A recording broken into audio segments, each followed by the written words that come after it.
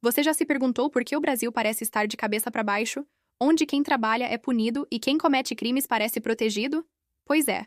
Hoje você vai entender o que ninguém quer que você saiba. E sim, o que o governador do Rio de Janeiro disse expõe uma ferida que o governo federal e até o Supremo Tribunal Federal fingem não ver. Uma verdade que incomoda. E muito. Então segura, porque o que vem agora pode mudar a forma como você enxerga a segurança pública neste país. Antes de continuar, já deixa o like, se inscreve no canal e comenta aqui embaixo a palavra acordar, porque é disso que o Brasil precisa. Acordar de uma vez para essa farsa que chamam de justiça social. Bora lá. O governador Cláudio Castro abriu a boca e escancarou o que todo mundo desconfiava. O sistema brasileiro parece ter sido projetado para proteger criminosos e punir quem tenta colocar ordem. E isso não é exagero. O homem governando o estado mais violento do país disse, com todas as letras, que o governo federal recusou ajuda 3 vezes em operações contra o tráfico. 3 vezes. E mais, que o STF criou um verdadeiro escudo jurídico que transformou as comunidades dominadas em territórios intocáveis. Você entendeu? O Estado foi proibido de agir com normalidade nas áreas que o crime domina. É o país da inversão total de valores. Agora respira fundo e pensa comigo. Se o próprio governador de um dos estados mais importantes diz que precisa pedir autorização para combater o crime, o que resta para o cidadão comum? Essa é a tragédia do Brasil. Um país onde o criminoso tem mais direitos que a vítima. E o pior, tudo isso com o carimbo de decisão judicial. Soa familiar? Pois é o mesmo roteiro de sempre. Muda o nome do ministro, muda o discurso, mas a consequência é a mesma: impunidade. Castro revelou um detalhe que, para mim, é simbólico do absurdo que vivemos. Ele disse que toda vez que a polícia faz uma operação, precisa avisar 10 órgãos diferentes. 10, secretaria disso, ministério daquilo, defensor público, promotoria, e por aí vai. Resultado: a operação vaza antes mesmo de começar. O governador usou uma expressão genial. Segredo entre 10 não existe. E não existe mesmo. Porque a cada vazamento desses, morre policial, morre inocente, e o Estado perde mais um pedaço do território para o crime. Mas calma, o buraco é ainda mais fundo. A tal ação de descumprimento de preceito fundamental, a famosa ADPF das favelas, criou uma regra que praticamente tirou a polícia das ruas. O que antes era ostensividade, virou extraordinariedade. Traduzindo, para a polícia entrar numa comunidade, precisa acontecer algo extraordinário, como se combater o crime fosse exceção e não dever.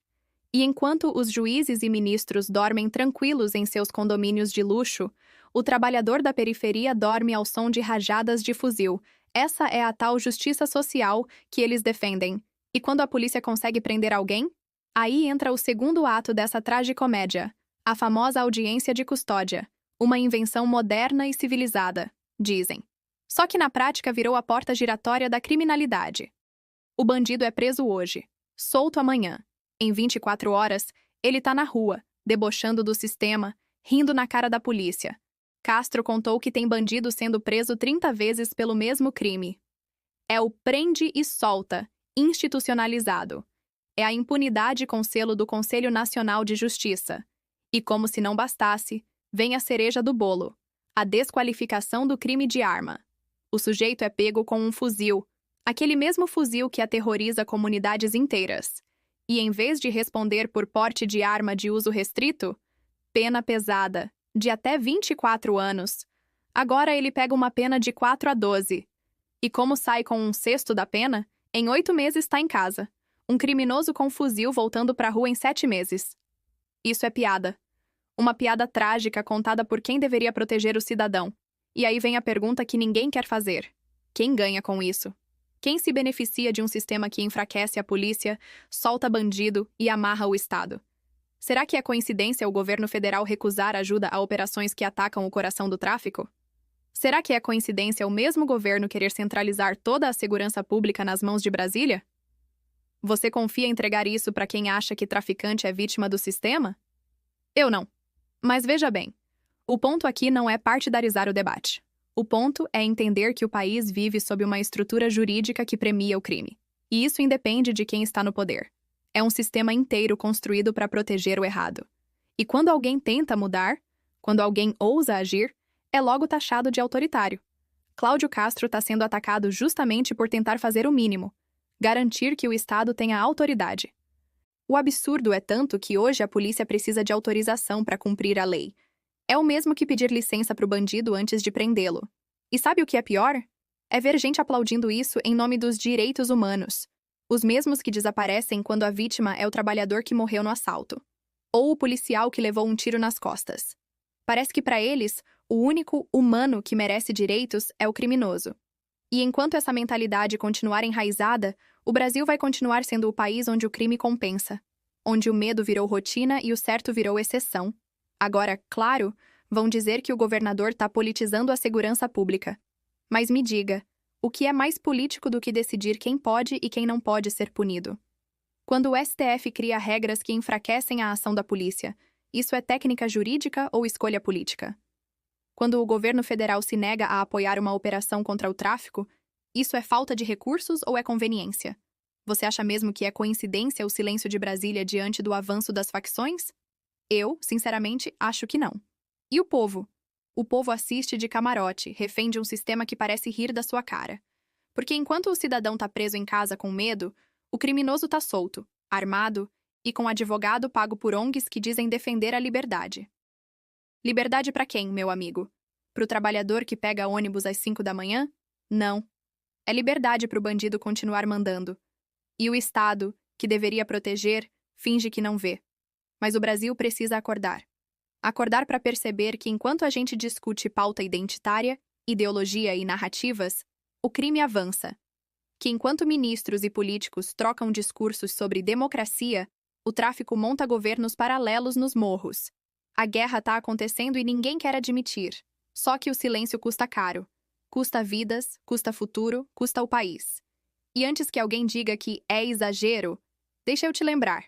O próprio governador afirmou que hoje as facções dominam 26% do território nacional. 1/4 do país sob controle do crime. Isso é mais do que território que muito país europeu tem. E o que Brasília faz? Discursa, cria comissões, organiza seminários. Enquanto isso, o povo morre e a lei é piada. É o retrato de um Estado que perdeu a vergonha e, pior, perdeu o controle. Agora, a pergunta que fica é: até quando? Até quando a gente vai aceitar ser refém desse sistema que inverte tudo? Até quando a gente vai achar normal que um criminoso com fuzil passe 7 meses na cadeia e volte rindo? Até quando vamos tolerar que juízes, políticos e ministros vivam num mundo paralelo, enquanto o trabalhador vive com medo de sair de casa? O Brasil precisa escolher. Ou recupera o respeito pela lei, ou aceita de vez que o crime venceu. Mas ainda há tempo.